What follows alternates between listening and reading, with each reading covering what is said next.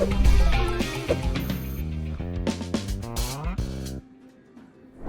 listeners, welcome to today's episode of Show Me Your Hustle.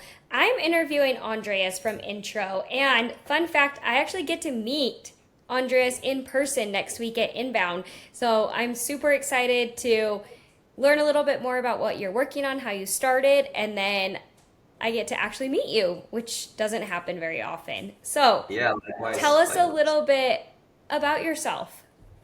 Yes, so Andreas, CEO and co-founder at Introw. We're a Belgian company, but my last name is a little bit strange. It's Geamanu. My father is actually originally from Romania, but we're actually based in Belgium, in Ghent. So I don't know if you've ever been there in Ghent, Ashley. I have not. I have not been there. Okay, well, you That's on should. my list. So, yes. Awesome. Well, tell me a little bit about what you're working on at Introw, a little bit about Introw, and then we'll dive into your past.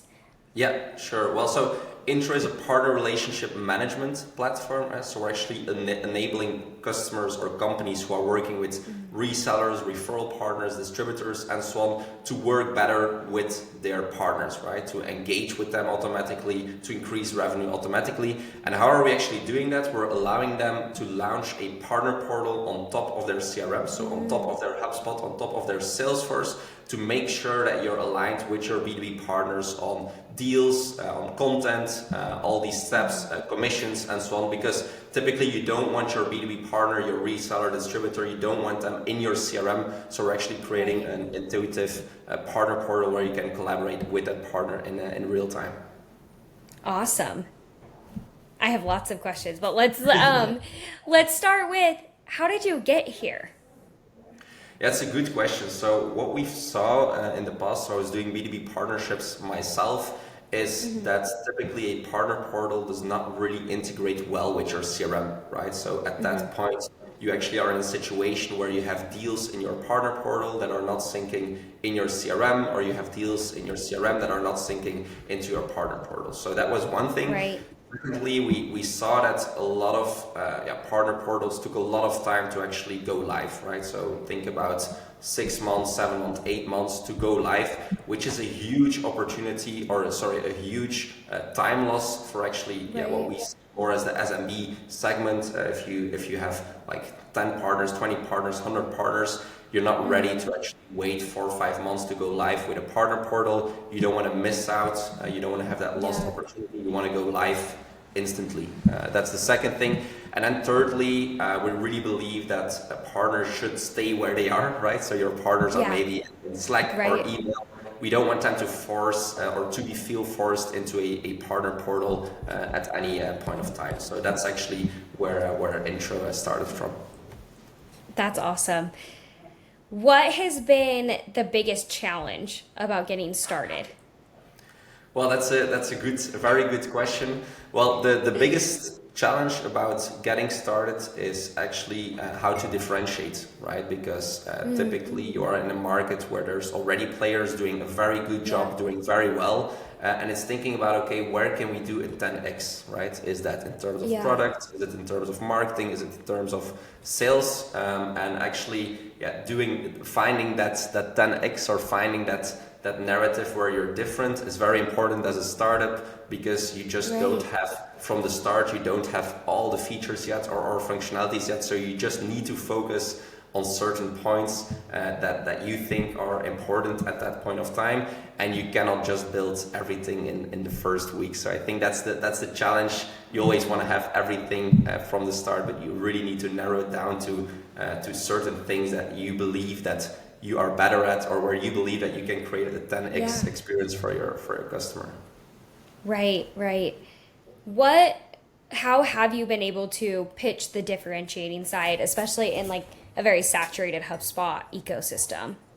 Yeah, that's a good point. I think this, you can see the saturated, but there's a difference between a deep integration or just an integration, which is a huge difference. We obviously integrate also with Salesforce, but to take the HubSpot example, we, for example, have this app cards. We have a push to your activity timeline, meaning that if partners would visit your partner portal, you can see that in your HubSpot as well. We have native HubSpot workflows. So going really deep is really differentiating, right? So just an integration is not really differentiating, and the same applies for Salesforce as well.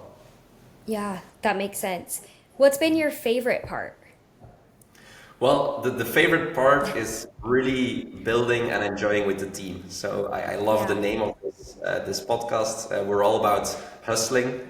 We always look at people, if they are hustlers, like what can they achieve with little resources? What can they do with simple tools? You don't need the most difficult or complex workflows. Like just what can you achieve as a person with less resources? And I think that hustle mindset and the fact that the team is every day in here celebrating the wins, also the like crying together, if you would say so. Right. But that's really what we enjoy the most, is that day in, day out team vibe. Yeah.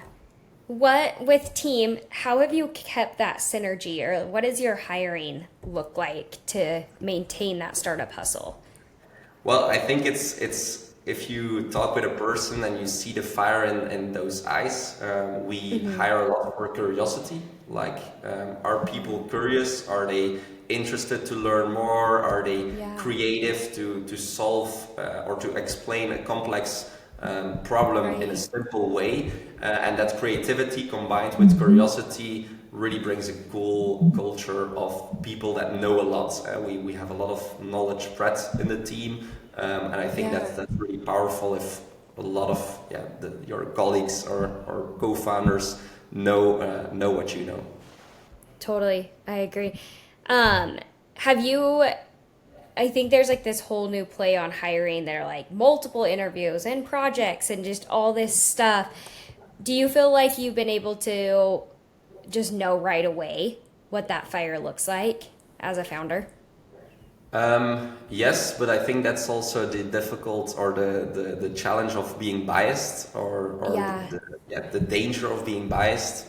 Fire is obviously good, but we try to also do a case study with everybody, and we have a little bit the same flow where if you feel the fire in an online call, we invite those persons to come at our office, vibe with the team, check in with the team, and it's really there where you see like, okay, are they also performing on the case study or the exercise that they get, and that just keeps away the bias that you would have. But obviously, there's always a bias that you will still have, but I don't think bias is a bad thing. In the sense that if you've seen good things and you see the same good things with those persons, I think bias can also help you to move faster. Right. What in your entire career, what has been the biggest learning lesson that you've been thankful for that's gotten you to where you're at? Yeah. Well, for us, it's investing faster in marketing. So if you have a product there to spend on marketing, I think that's really a key point. If it works, you need to think about distribution. And what we've seen a lot already is it's maybe a European mindset to perfectionize your product and to make sure that the product is really good. But in the end, it's really about distribution. Like, who do you sell? Like who is using your product? When do they use it? What are their challenges? And how can we communicate that story to a wider audience? So that would be the one core thing that I would think about. I love that. Fun question. What are your plans at Inbound? Well, we have fun plans with Supert, obviously. On the 3rd of September, we're also co-sponsoring the admin of the year, where it's crazy how much impressions and people are voting this year. So really keen to see who will win that. And we're starting off with Partner Day, and then we'll keep continuing with a lot of pre-meetings that are already scheduled. We're also doing a padel in an early morning at 7:30. That's with Ref Odyssey. So there's a lot of side events, and also obviously the event itself that we have scheduled. Right. Are you Is this your first time in San Francisco? It's my first time. Yeah, correct. How are you feeling, Boston versus San Fran? Well, very excited to be in San Francisco, obviously. But Boston was yeah, equally beautiful. And I think what I liked about Boston is that a lot of events are already in San Francisco. Like if you look at this year, there's a lot of San Francisco events scheduled for this year and next year.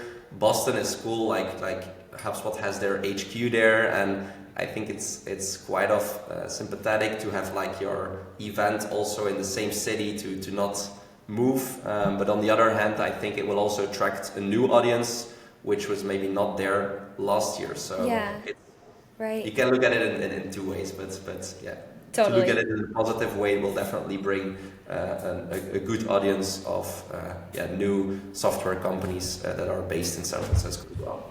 Agreed. What's the one thing that you're hoping to take away from Inbound for Introw and your team? It's connecting with a lot of solution agencies. Why is that? Because they are really talking day in, day out with their customers, not only about our pains, but also bigger pains. And it's going home where we have the feeling that we know the big trends of the challenges of HubSpot customers for 2026. That's really, if we go away with the feeling that we know what's playing, that we know what's playing in the minds of HubSpot admin, then we will feel successful at the end of the event. I love it. All right. Anything else you want to share? Secrets to founder hustles before we sign off?